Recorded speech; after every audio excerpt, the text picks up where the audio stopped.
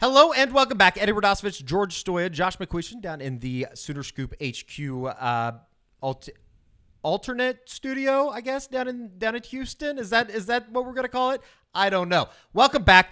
Recruiting report. Oklahoma has crowned a bunch of state champions. We were out at Chad Richardson Stadium over the course of the weekend watching a number of Oklahoma commits in action as well as a number of targets. So we'll get into that here in a second. What we have for you, the Soonerscoop.com YouTube viewer. 2 months, $1. That's all you got to do to sign up for Soonerscoop.com. It is a rather busy happening with Dillon Gabriel entering his name into the transfer portal. George and I did a instant reaction on that, which you can see right here on Soonerscoop.com YouTube page. But for $1, you can get 2 months of Soonerscoop.com. Use promo code OU1, OU1. For all of your Sooner football needs as they head into a bowl season. Headed down to the Alamo Bowl to take on Arizona December 28th.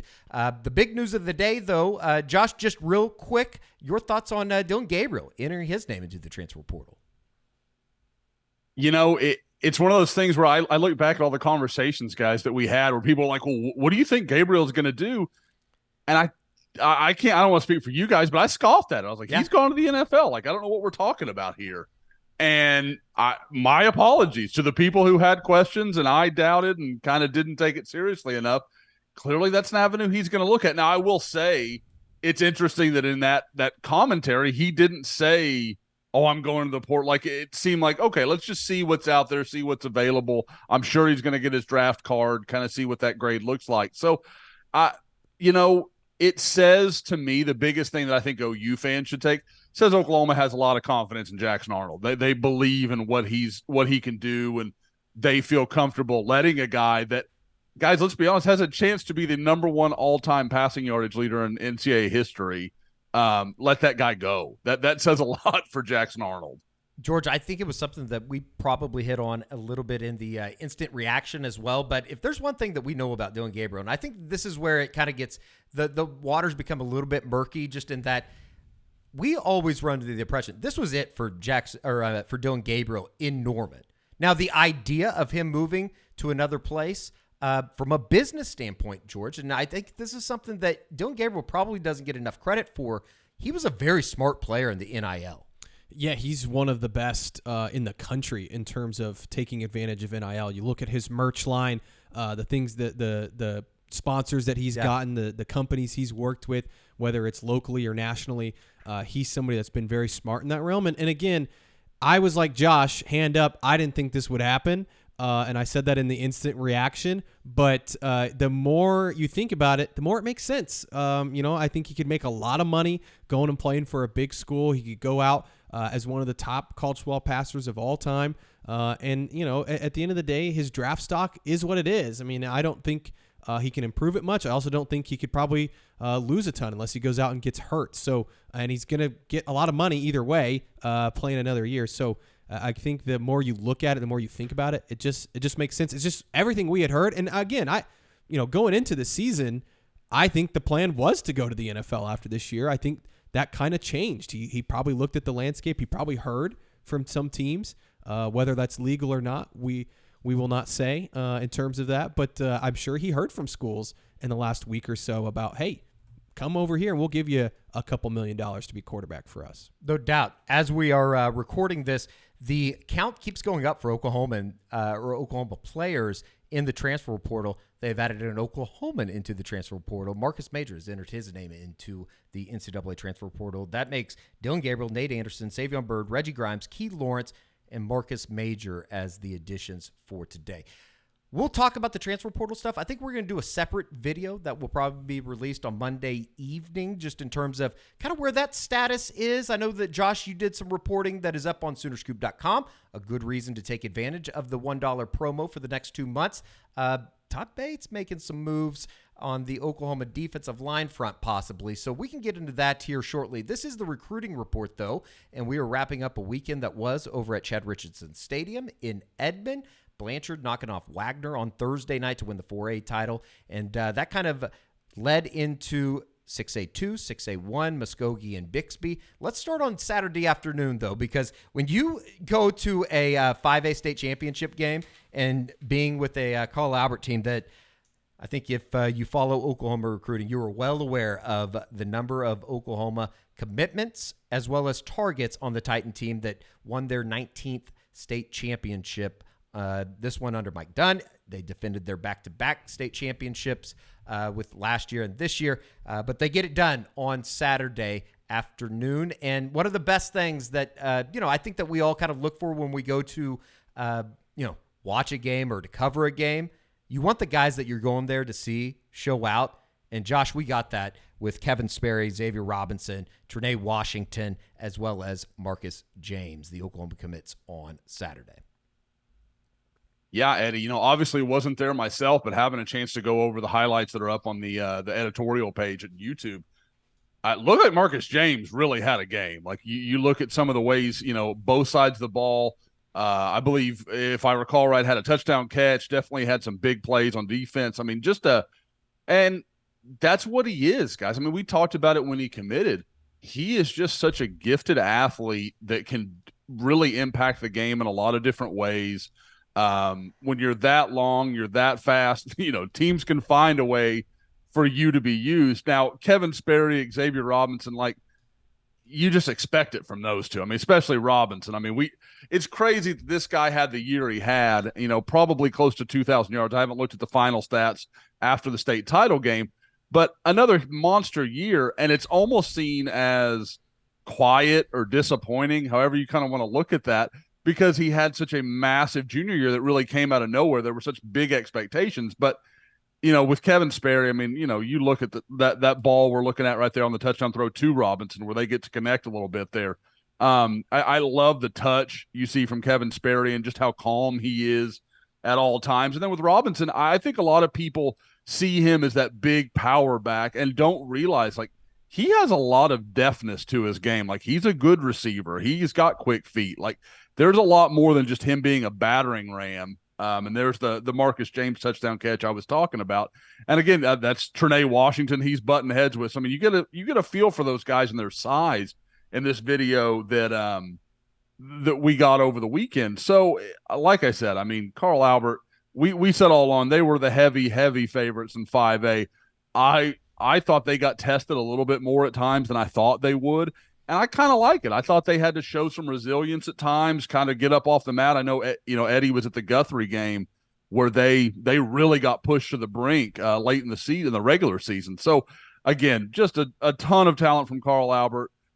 Xavier Robinson will be in Norman, was in front of DeMarco Murray on Saturday. And now, so many of they've got 4 guys running it back, 3 of which are already committed to Oklahoma.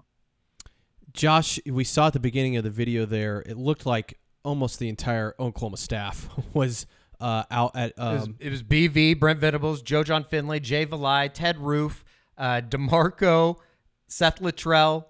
I think there were 7 of them there on Saturday. I mean, what does that say about one? I mean, obviously they're watching a lot of guys like we've mentioned that are either commitments or targets or whatever, but to just have their presence at all these state title games, what does that mean, especially for recruiting in the state of Oklahoma? I think it says a lot about the things we've talked about, guys, where this staff, there's just no question. They're not going to leave any doubt that Oklahoma is a focus for them. They want to get every guy in the state of Oklahoma that they feel is their caliber. That's just where they come out on this, and that's why, they've got multiple 2026 offers out. That's why in 2025 they've got such a huge head start with numerous guys, including a couple of guys that are going to play for a state title this weekend, and Nate Roberts and Jaden Nickens. So they are very active. And, today, just, a few days after seeing them, DeMarco Murray's up in Bixby today and checking out, the Spartans. And I think that's a really good indicator. And I was careful how I wanted to tweet this because I knew it would come off wrong or people would take it the wrong way.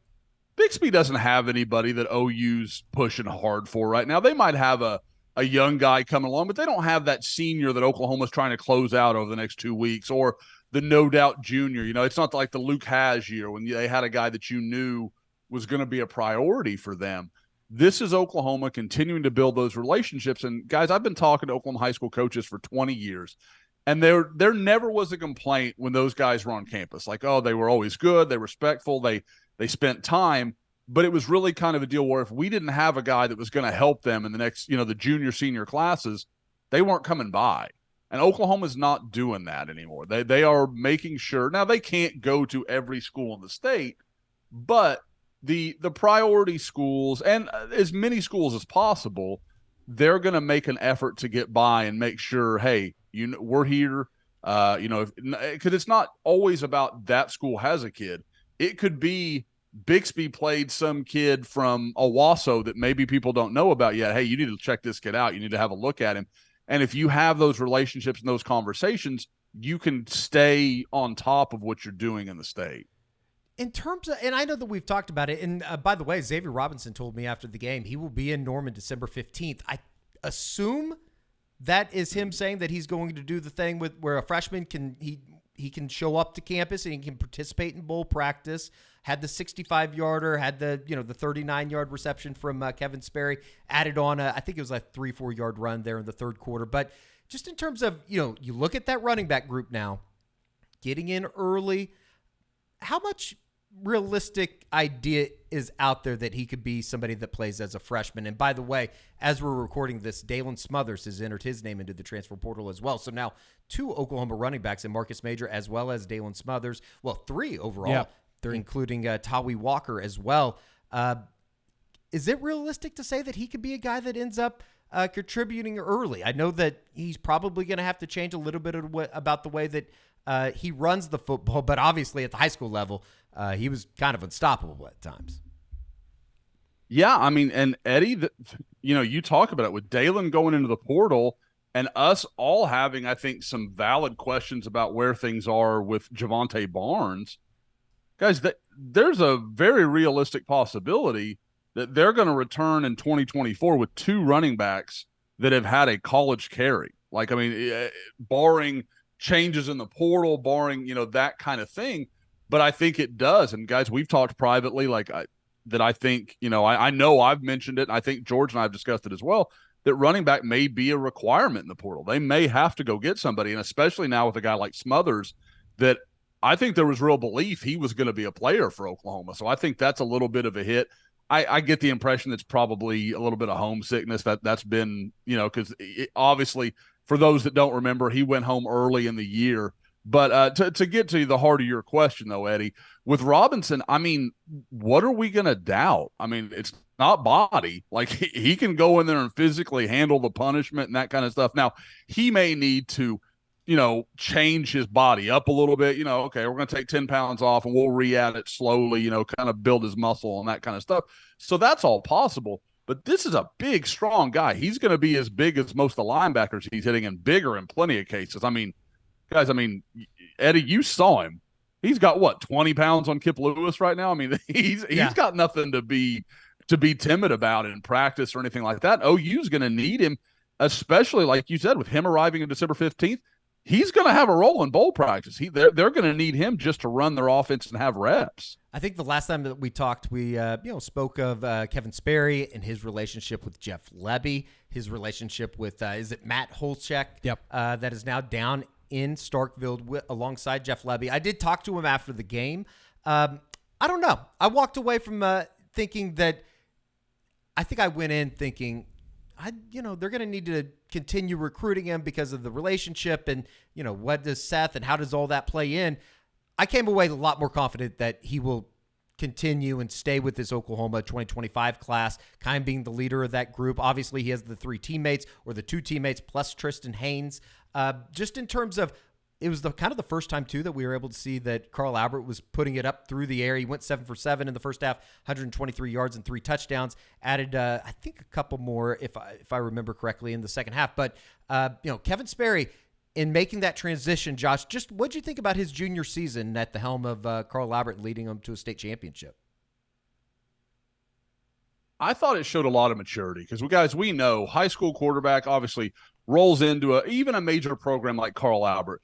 He had, he's an Oklahoma commitment. I mean, you guys, in Oklahoma high school football, you can go down through the years. There's not a lot of high school quarterbacks from the state of Oklahoma that have both gotten an offer from and accepted an offer from Oklahoma. Like that is, and I know he didn't start there, but that's the shoes he's living in now. And I thought the fact that he wasn't a guy that you heard, the grumbling, oh, he's demanding 30 passes a game, because that was never going to happen at Carl Albert, guys. I mean, that's a situation he walked into. And you've got to think that he and his family did the research. Carl Albert's a run-heavy team. They always have been.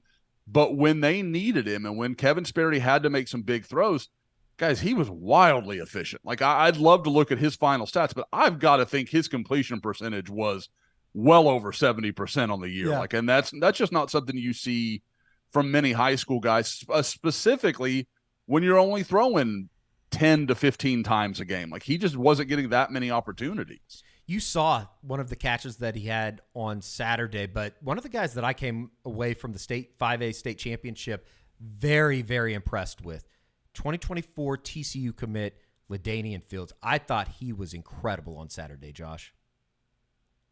I have been a fan, and for those that don't know, he and Rodney, his cousin, they're both OKC Southeast Rodney guys. had a great game on Saturday as well. Yeah. Rodney, very very compact. He's the kind of guy that we've watched, kind of in the Justice Hill mode, like just goes to OSU. Everybody knows he's pretty good, but not quite sure. And then all of a sudden he's a 1,500-yard rusher at Oklahoma State, like just kind of out of nowhere. But I've liked both of them for a long time. They're Southeast products. Poor Southeast. I mean, they watched a former player go on a deep run at Choctaw. They watched the Del City guys have a great year. The quarterback at Westmore, who's going to Houston, had a huge year for Westmore. Another guy. So I mean, they just got gutted. They're kind of the Kent State of Oklahoma high school football this year, I think. So, but yeah, with Leanian, really long athlete. Kind of reminds me of another former Del City player in Jefferson Foreman. Kind of got that long speed, very long, athletic guy. Went to Arkansas State and had a nice career there. So I think that's a big-time win for TCU. And, guys, I mean, we know you go back even into the Patterson era, and we'll see, kind of how things progress with Sonny Dykes. But TCU through the years has done a really nice job recruiting Oklahoma, and I think that's another good get for them. 35-14, the final score on Saturday afternoon. Carl Albert defends their state championship. From there, let's go back to Friday night. Caden Jones, the son of Kewan Jones, a sophomore running back with the Jinx program, as well as Cordell Goldsby, who was he's another part of that Bixby Spartan powerhouse that is. He had a really nice night leading Bixby to a state championship. I take great pride that Cordell Goldsby is one of my top. I think I had him like number 42 in the state coming into the year, and haven't had a chance to kind of watch his senior tape. But Eddie, you mentioned him. I had several other people message me like, how does this guy not have multiple Power 5 offers? And I've watched the bits and pieces we have, but I mean, he clearly had a huge night for Bixby. And guys, I mean, if there's a school that you want to take a chance on, I mentioned earlier, DeMarco Murray going up there and making a stop by, like you want to say, hey, we want to have a good relationship at this school. Bixby's not a bad place to pick to say, hey, we've got this guy and another kid and it's pretty close. Offer Goldsby, because you build that relationship at Bixby, and then, hey, when they've got a couple guy, a year where they've got a guy or two that you really do want and that or, frontline guys for you, hey, you've built that relationship. You've built some trust with that coaching staff. So, again, Bixby, just a machine, guys. I mean, they're incredible, Josh. We're approaching a decade now where it just feels like whatever level they're on, nobody can really keep pace with them. And the guys, this is Jinx. Like, and George, you're a Tulsa guy. You know better than any of us. Like, this stuff doesn't happen to Jinx. No, I was actually in attendance for when Bixby last lost, which was to Jinx at Bixby last year. Thursday night on ESPN, right? Yes, and Jinx had to play an absolute perfect game to get in. But we're watching Caden Jones here. Josh, how impressive has he been this year? He's only a sophomore. We talked a little bit about him last week, but how impressed are you by what he was able to do this year as just a sophomore? It seems like the ceiling, there is no limit for him. Yeah, and it's a lot like what I talked about with Kevin Sperry. I mean, he comes over to Jinx guys, we know the son of Jinx royalty. I mean, Keywan is a legend, always will be, not just for winning a state title because that happened to Jinx, but that legendary Union game that everyone, I think for most people is probably the greatest game in that rivalry's history. And came in and obviously had a lot of accolades, had a great freshman year at Broken Arrow, but everybody you talk to, I mean, anywhere on that coaching staff, it's all just rave reviews about Caden Jones. Like, he gets it, he buys in, he's not a problem. He could be. I mean, as talented as he is, he could be the headache, but he does what they ask. He knows what the program means. It means a lot to him. Being, like I said, being a Jones at Jinx is a big deal. And again, guys, I've said it a couple of times, as good as he is at a running back, and that's 100% where Oklahoma is recruiting him, you'll talk to people at Jinx that'll tell you he is special at corner if that's what he wanted to do. So, I mean, that's the level of athlete you're talking about, where he is a Power 5 guy at multiple positions. And frankly, you can't say that often of anybody, much less guys in the state of Oklahoma. There's not that many guys that are that gifted going both ways. I have a feeling the defensive staff at Jinx probably wants him to play cornerback for sure. I think we know who we're talking about. But, hey, by the way, talking about Cordell Goldsby, DeMarco Murray was by Bixby as Oklahoma coaches make their way through the Sooner State this week. He was by there on Monday talking to Lauren Montgomery.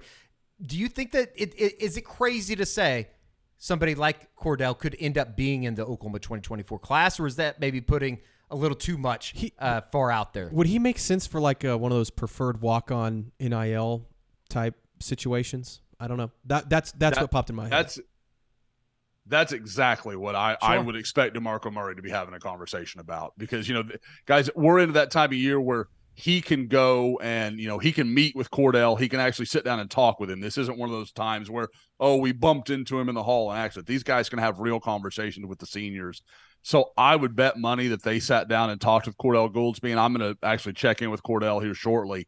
And you can kind of get a feel for what that is. But I would think he's a PWO guy all day.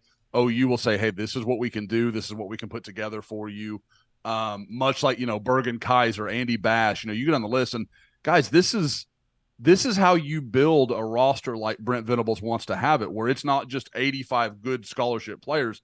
They've got 100 plus that are guys they wanted, not just bodies they took because they needed an extra running back for practice, but these are legitimately good football players. And, Cordell Goldsby just dominated the state's highest class in the state championship game. No doubt about it. And congratulations once again to Bixby, because they're the powerhouse of the state of Oklahoma right now, as well as I think just from a certainly regionally but nationally what Lauren Montgomery has done. We've talked about it time and time again.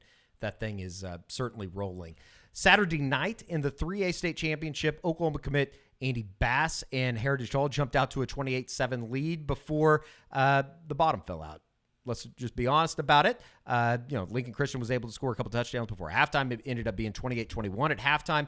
Andy Bass comes back out in the second half and injures himself on a running play. And unfortunately, it sounds the worst for Andy Bass, as it sounds like he has torn his ACL. I felt I was heartbroken for the kid, just seeing him sitting on the trainer's table. It was a very emotional moment on that Heritage Hall sidelines. Felt bad for all those folks over there. And, the unfortunate part is he was a massive player in how they built that 28-7 lead in the 3A state championship over Lincoln Christian, who ended up going on and scoring 31 unanswered to win 48-28. Josh, an incredible year. Just tough to see this, end it the way that it did. It really is, because, guys, I think you're talking, and I don't know when the awards come out. I've got to think it's the next week, or actually probably a couple of weeks with a few states still playing. But, he's got to be the favorite for the Gatorade Player of the Year, doesn't he? He had such a massive season, and like you said, whether he's an OU commit or anywhere else, like a guy to have the year he was having, to play like he was, and to be such a huge part of things for Heritage Hall, that's just not the way you wanted to end. And that looked like such a great game building up. The Hall, the Lincoln Christian. that's becoming a good rivalry in the state, because it's just two really good programs that are perennially right there at the top. And to see it end like that, nothing to take away from Lincoln Christian. Certainly not their fault. Congratulations on their state title, but it's one of those ones where, we talk about that all the time. Like, I think even diehard fans, they want to beat teams at full strength. You don't want to beat, sure. Like, I don't want to have that asterisk in my mind for the rest of my life. Like, I want to know I beat Andy Bass. I want to, or whoever it may be. So it's just brutal, man. And you feel bad for Bass, but I thought his head coach, a guy I know well, Eddie and Brett Bogert, his comments after the, game, just he was immediately in there talking to his teammates, trying to get them revved up. That we keep talking about maturity, these high school guys. Like, I don't think I could have handled it that well. Like, sure. My disappointment would have been palpable, but to see him just bounce back, and that's probably why he is the person he is and the player he is. I guess and this is really looking at it glass half full here, but he will get to, I guess, work with Schmitty and during his recovery process, which I couldn't think of someone better to go through that with and get back, into shape and in the weight room and all that goes with coming back from an ACL injury. It sucks for the kid, man. You just, in that game too, I mean, just a brutal way to finish the year.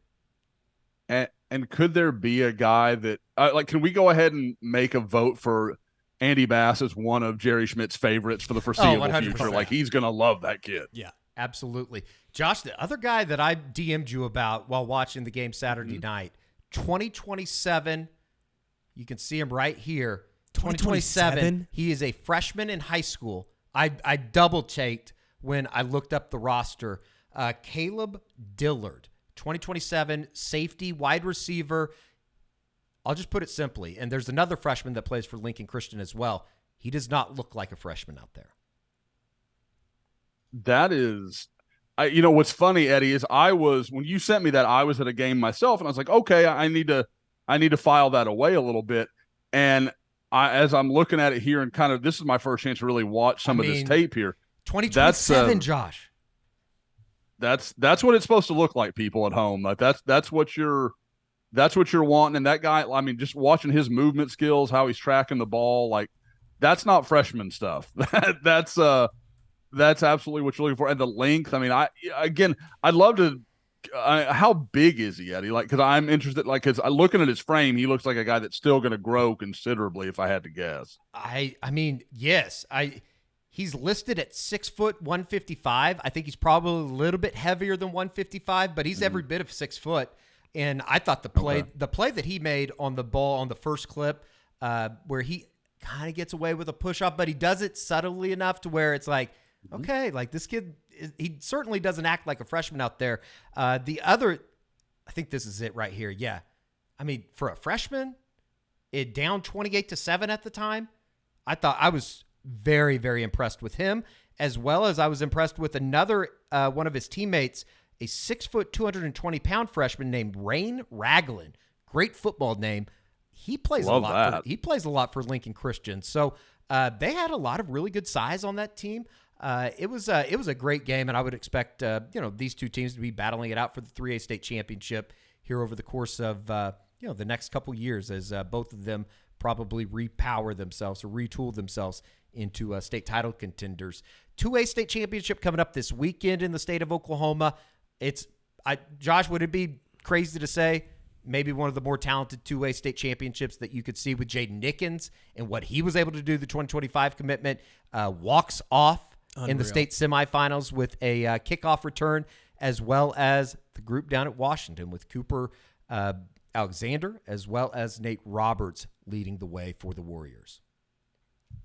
Well, you guys know every week I do the, kind of basically the recruiting report where I'm going. Well, I hate to use that. That's terrible with the channel on right now. But, I guess just breaking down the high school players, how their games went, all the OU commitments. And I kind of kept waiting for Jaden Nickens to have that game or that play where he made it into the newspapers. Like, it was always like, oh, yeah, they ran the ball well, or CJ Turnbull threw the ball well. Millwood's got a good young quarterback in Turnbull. He's a good player. But you just didn't hear Jaden Nickens' name come up. And then I think it was one of you all that sent me that clip while I was at the game on Friday. And I was like, oh, yeah, that'll do it. And so, for those that haven't seen it, 77-yard kickoff return, takes it from, outside the left hash, goes entirely around the field, and Kiefer had just scored to go up, I believe, 29-25 with like 12 seconds left. He takes back the ensuing kickoff, and Millwoods goes on to the state finals to have a rematch against Washington in what was a really good game last year.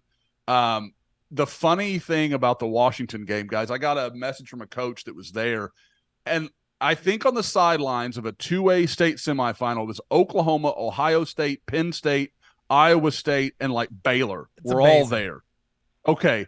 I was at the exact same time, guys. I'm at DeSoto and Cedar Hill, two of the most talent-rich programs in the state of Texas, and I think I saw North Texas and Tulsa. And you're just like, that's just insane that it's like that. But I mean, that's, and part of that is Nate Roberts, and he's in the thick of his recruitment right now, and there's a lot happening. So, you get it, but at the same time, it says a lot about what people think of this 2025 class in Oklahoma. And I would expect another big turnout this week as Jinx and Washington, Jinx, Millwood and Washington are on a collision course. And I think, yes, that might be a lot for Washington, as good as I know they are. That's a lot to take down. But guys, I mean, it feels like kind of like several of these other state title games, like you were just waiting, like this was coming. We talked about Heritage and Lincoln Christian. That's felt like that was probably coming for a while. And this one from early in the season and following last year, like I said, a really good state title game that Washington edged. I think it was 21-17 or 17-14, something like that. Since from that point forward, it's felt like these two were going to do it again. And now we get to watch it, where it should be just a really, really interesting game with a lot of guys. I mean, beyond just the names, guys, I mean, Case Alexander, Cooper's little brother, that is Eddie. We saw him in the spring, and there's nothing wrong with that freshman. Speaking of 2027 guys that have some ability, he's going to be a player. It reminds talking about all the coaches that were there from the number of different schools. It reminds me when we went out to their spring game this past year when we saw Case for the first time, and just all the staffs that were there for that.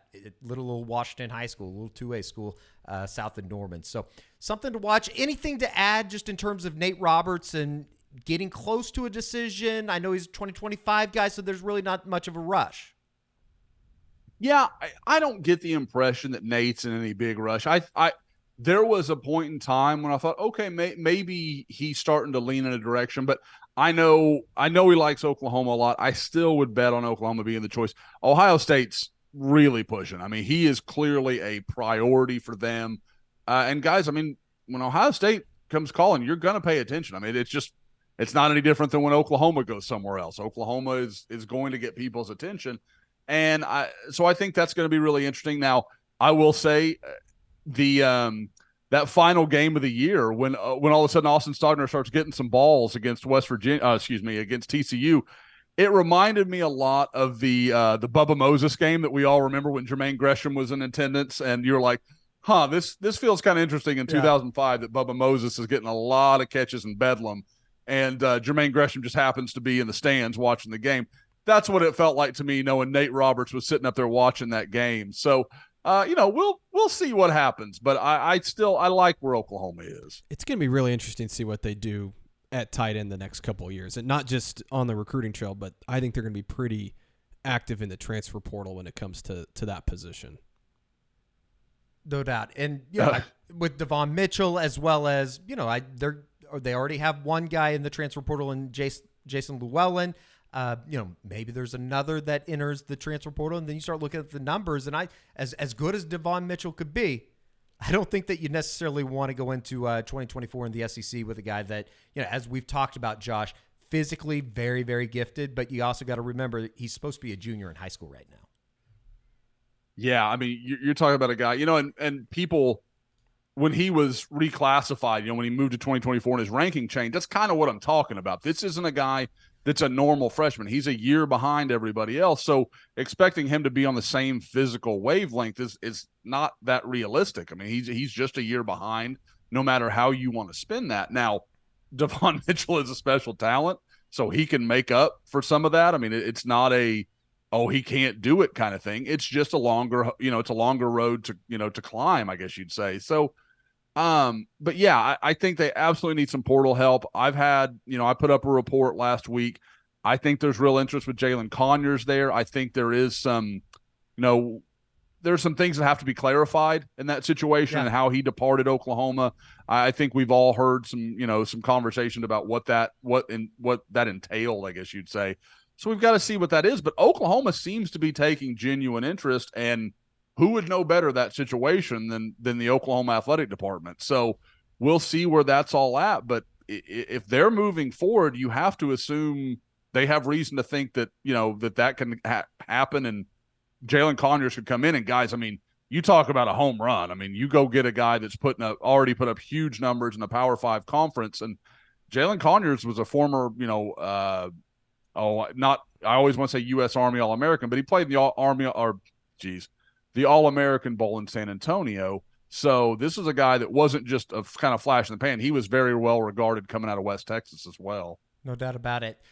Let's talk about back to the running back room, which is going to get a lot of attention with DeMarco Murray. It was a game that you were at last Friday, DeSoto and Cedar Hill, as you said, two of the more storied programs in the state of Texas. And one person in particular, one player in particular, in terms of 2025 DeSoto running back Tiger Riden. For those that don't know, obviously Tiger's the nickname. DeAndre is what you can find him in the On3 database. So if you're ever looking and type it in, he doesn't come up. That's why. But yeah, guys, I was excited because a couple weeks before I had a chance to see Michael Turner, the running back from Richland, another 2025 guy, and I really wanted to kind of have that fresh in my mind. In playoffs, you never know how it's going to come out, but having that a couple weeks ago and then being able to see Tiger Riden and see him in sequential order, you really got a feel for, okay, this is what this guy's good at. This is why Oklahoma might like him. And with Tiger Riden, I just see a very complete player, guys. I mean, and I know he's a junior in high school. I'm not saying he's a finished product by any stretch of the imagination, but he's one of those guys that I don't know that there's any one thing he is great at, but he is very, very good at everything. I mean, you see him there catching passes out of the backfield. They line him up in the slot a lot, are very comfortable throwing to him in those kind of scenarios.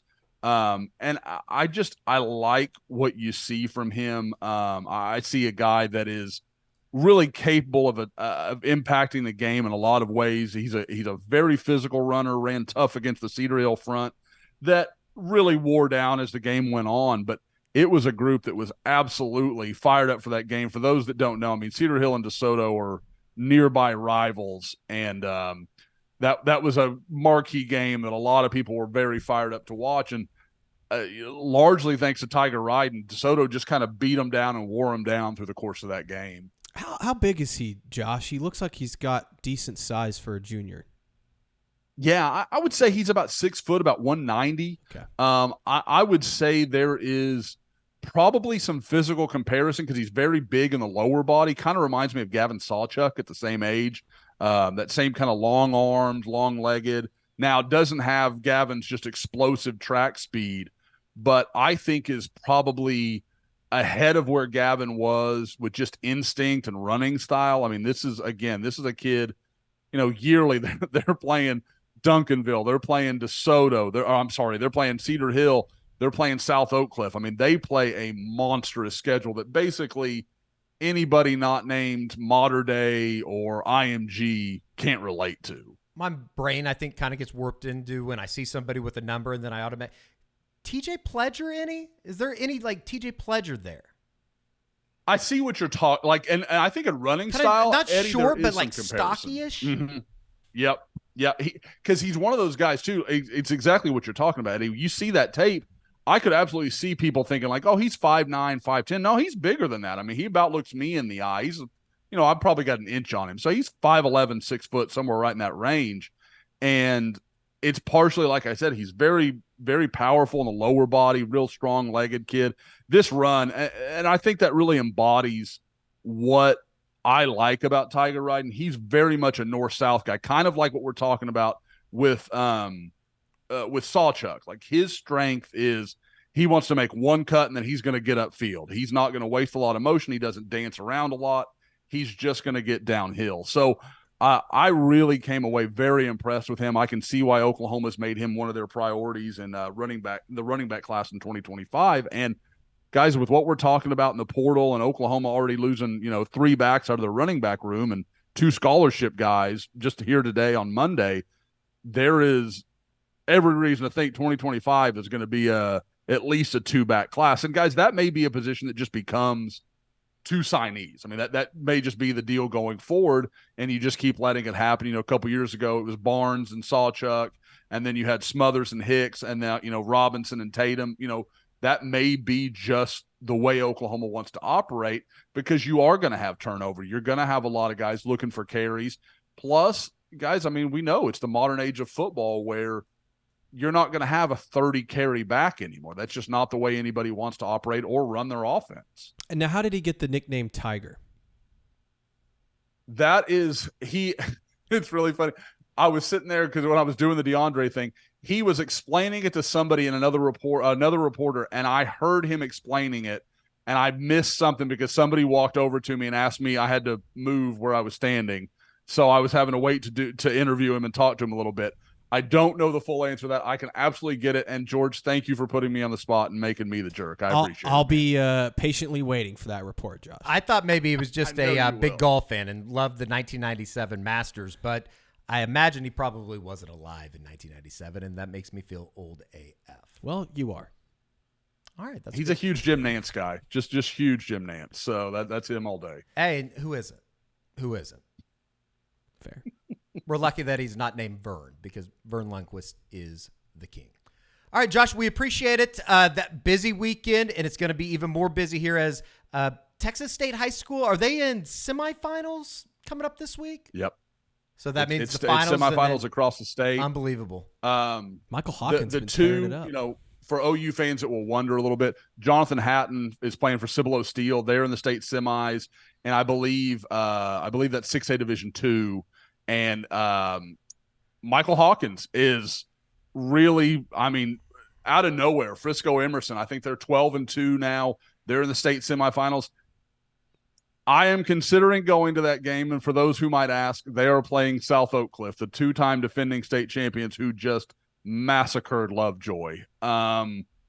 They when South Oak Cliff tweeted out their graphic, they actually tweeted out a donut in place of Lovejoy's 0 score. I mean, it was that just much of a beatdown. And I really want to go see Michael Hawkins. There's a part of me that's like, this is not the game I want to see him in, because, boy, he's going to have a massive effort for this game to be, I hate to say it, competitive. Like that South Oak Cliff is that good, and Frisco Emerson relies so heavily on Michael Hawkins. And to date, you got to give him the credit. He's answered the bell over and over and over again, but this is a massive ask for Michael Hawkins this weekend. South Oak Cliff, home of Emmett Jones, as well as Correct. The great Mike Reiner. Maybe you'll run into Mike Reiner at the game. Oh, all right, sure. Josh, we appreciate it. We will talk to you again. We're going to do a separate video talking about everything transfer portal, as well as, what's going to happen in College Station with the departure of defensive line coach, as well as everything in between. Dillon Gabriel, Marcus Major, a ton of names entering the transfer portal as it opens up on Monday.